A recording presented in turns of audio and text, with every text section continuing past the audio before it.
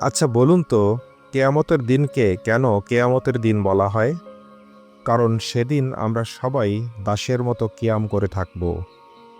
কিয়াম অর্থ দাঁড়িয়ে থাকা, অর্থাৎ সেদিন আমরা সবাই দাসের মতো দাঁড়িয়ে থাকব। এজন্যই দিনটির নাম ইয়াউমুল কিয়ামাহ বা কিয়ামতের দিন। কোনো এক অদ্ভুত কারণে তার কাছে এই দাঁড়িয়ে থাকাটা খুবই পছন্দনীয়। তাই তো বোধহয় নামাজে তিনি এই কিয়াম করাটা বাধ্যতামূলক করে দিয়েছেন।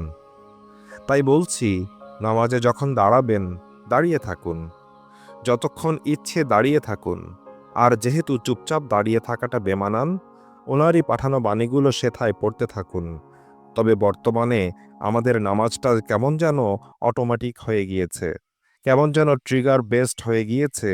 যেমন ফাতিহা শেষ তো সূরা শেষ, সূরা শেষ তো রুকু শুরু, রুকু শুরু তো রুকু শেষ, রুকু শেষ তো আবার দাঁড়ানো শুরু। পুরোটাই অটোমেটিক। খেয়াল করুন, যেই মুহূর্তে আপনার সূরা শেষ হলো অমনি রুকুতে যাওয়ার জন্য মনটা কেমন যেন ছটফট শুরু করে, সাথে সাথে না গেলে অস্থির হয়ে ওঠে, কারণ অটোমেটিক রিদমটা ব্যাহত হচ্ছে। আমাদের এই অটোমেটিক ট্রিগার বেসড নামাজ থেকে বের হতে হবে। রুকুতে যাওয়াটা হবে আমাদের চয়েসের উপর। আমার রবের সামনে দাঁড়িয়ে আছি, যতক্ষণ ইচ্ছে দাঁড়িয়ে থাকব। আমার যখন মনে হবে আমি এখন রুকুতে যেতে চাই, তখনই আমি রুকুতে যাব। অর্থাৎ যাওয়াটাও হবে আমার কনশাস ডিসিশনের উপর। এটা করতে হলে আমাদেরকে মাইন্ডফুল হতে হবে, না হলে সেই অটো পাইলটেই নামাজ শেষ হতে থাকবে। আর নামাজ শেষে ভাবতে হবে, আচ্ছা দ্বিতীয় রাকাতে কোন সূরাটা যেন পড়েছিলাম। নামাজে মাইন্ডফুল হওয়ার 3টা টেকনিক আমাকে হেল্প করে। প্রথমটা হলো অ্যাক্টিভ প্রশ্ন। সূরার মাঝেই নিজেকে মাঝে মাঝে অ্যাক্টিভলি প্রশ্ন করুন, আচ্ছা আমি এই মুহূর্তে কার সামনে দাঁড়িয়ে আছি? তিনি কি আমায় দেখছেন? তিনি কি আমার কথাগুলো শুনছেন? হ্যাঁ, দেখছেন এবং শুনছেনও। এমনকি তিনি আমার কথার জবাবও দিয়ে যাচ্ছেন। এটা করলে দেখবেন আপনার অটো পাইলট মোড দূর হয়ে যাচ্ছে। আপনি প্রেজেন্টে ফিরে এসেছেন। এই মুহূর্তে আসাটাই আমাদের অবজেক্টিভ।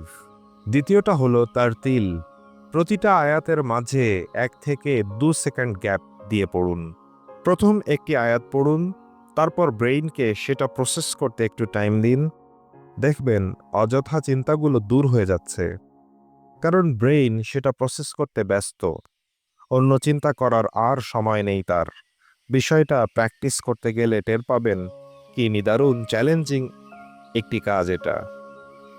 কারণ আমাদের ব্রেইন এই এক্সট্রা প্রসেসিং করাটা পছন্দ করে না। তার পছন্দ অটো পাইলট মোডের এফোর্টলেস নামাজ। আর তৃতীয় পয়েন্ট হলো বুঝে পড়া। কি পড়ছেন তা ওয়ার্ড বাই ওয়ার্ড বুঝে পড়ার চেষ্টা করুন। আয়াত মুখস্থ না করে, ওয়ার্ড বাই ওয়ার্ড মুখস্থ করে। এই 3টার সমন্বয় যদি ঘটাতে পারেন, দেখবেন দাঁড়িয়ে থাকতে আর বিরক্ত লাগছে না, বরং এনজয় করছেন। সাথে আরেকটা জিনিস বলে রাখা দরকার, ওয়ার্ড বাই ওয়ার্ড বুঝে পড়তে গেলে আরেক ম্যাজিক্যাল জিনিস ঘটবে। আপনার মেন্টাল মডেলে শিফট হতে শুরু করবে। কিভাবে? একটি কেস স্টাডি দিচ্ছি। কিছুদিন পূর্বে রিজিক নিয়ে বেশ পেরেশানিতে ছিলাম। তখন নামাজের ভিতর একটি ছোট্ট পরিবর্তন আনি। মুখস্থ সূরাগুলো বাদ দিয়ে কিছু সিলেক্টেড আয়াত পড়া শুরু করি। বিশেষ করে সূরা আলে ইমরানের ২৬ নং আয়াতটি, যেখানে বলা হচ্ছে, ইজ্জতের মালিক আল্লাহ, বেইজ্জতের মালিকও আল্লাহ। তিনি যাকে ইচ্ছা বেহিসেব বাড়িয়ে দেন। তিনি রিজিকের মালিক, আর রিজিকও তিনি যাকে ইচ্ছে বেহিসেব বাড়িয়ে দেন। এভাবে পড়তে পড়তে 2 দিনও লাগেনি, সব টেনশন গায়েব। কারণ দৈনিক 5 বার যখন এই পাওয়ারফুল ইনফোটা আপনি কনজিউম করবেন, সেটা তখন টনিকের মতো কাজ করবে, অটো সাজেশনের মতো কাজ করবে। সাবকনশাসলি আপনার বিলিফ সিস্টেমকে টিউন করবে যে আমার রবই আমার রিজিকের ব্যবস্থা করবেন। এতে টেনশনের কি আছে? কল্পনা করুন, আপনি যখন এরকম চুম্বক চুম্বক মাইন্ড শিফটিং আয়াতগুলো পড়তে থাকবেন, কি মারাত্মক কনফিডেন্টই না হয়ে উঠবেন দিনকে দিন। লাস্টলি আবারও বলি, যতক্ষণ পারেন দাঁড়িয়ে থাকুন। আপনি হয়তো রসুলের মতো সূরা বাকারার শেষ করে সূরা আলী ইমরান পড়তে পারবেন না, তবে আম্পারার শেষ 10টা সূরা তো অন্তত পড়তে পারবেন। সূরা ফিল শেষ করে রুকুতে যাওয়ার টেন্ডেন্সি রেসিস্ট করে সূরা কুরাইশ ধরুন। কুরাইশের পর মাউন ধরুন, তারপর কাউসার, তারপর কাফিরুন। মনে রাখবেন কোনো তাড়া নেই আপনার। এরপর সূরা লাহাব, ইখলাস, ফালাক, শেষে নাস পড়ুন। তারপর সূরা শেষ যখন হবে কিছুটা সময় পজ দিয়ে অপেক্ষা করুন। যখন মনে হবে আমি এখন মাথা নত করতে চাই, তখন ফুল ইন্টেনশনে রবের উদ্দেশ্যে রুকু করুন। রুকুর 3 তাসবিহ শেষ হলেই উঠে দাঁড়ানোর টেম্পটেশনটা কন্ট্রোল করুন। রুকু অবস্থাতেই আবার ভাবুন, আচ্ছা আমি কার সামনে নত হয়ে আছি।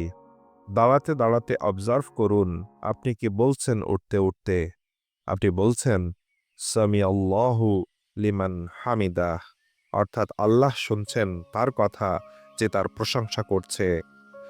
অবজার্ভ করুন আপনি কিন্তু উঠেই বলে উঠলেন রব্বানা লাকাল হামদ, অর্থাৎ হে আমার রব, সকল প্রশংসা আপনারই। অর্থাৎ এই মুহূর্তে আপনি যা বলবেন আপনার রব তাই শুনবেন, কারণ মাত্রই আপনি তার প্রশংসা করলেন। বোঝার জন্য এই প্যারাটা আবার শুনুন। এই মাইন্ডসেট নিয়ে এখন সিজদায় যান। সিজদায় গিয়ে তাসবিহ শেষ করুন। আবার বলি, 3 বার তাসবিহ শেষ হওয়া মাত্রই উঠে বসার টেম্পটেশনটা কন্ট্রোল করুন। আপনি তখনই উঠবেন যখন আপনার উঠতে ইচ্ছে করবে। এটা আপনার আর আপনার রবের ঘনিষ্ঠ মুহূর্ত। মুহূর্তটা এনজয় করুন। লিস্ট ধরে ধরে যা চাওয়া দরকার চাইতে থাকুন, কারণ আমার রব এখন সব শুনছেন। কারণ মাত্রই আপনি তার প্রশংসা করে এসেছেন। সাধারণত জামাতে পড়লে এভাবে পড়ার সুযোগ থাকে না, তাই নফল পড়ুন। বেশি না, জাস্ট 2 রাকাত এভাবে একদিন ট্রাই করে দেখেন, এক ভিন্ন স্বাদ পাবেন। একটি মাদকতা পেয়ে বসবে আপনাকে।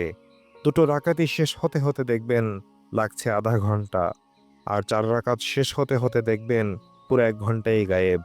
তখন আর আপনি নামাজ কয় রাকাত পড়েছেন সেটা নিয়ে বিব্রত না, কারণ ততক্ষণে আপনি বুঝে গিয়েছেন it's not about the quantity, it's all about the quality.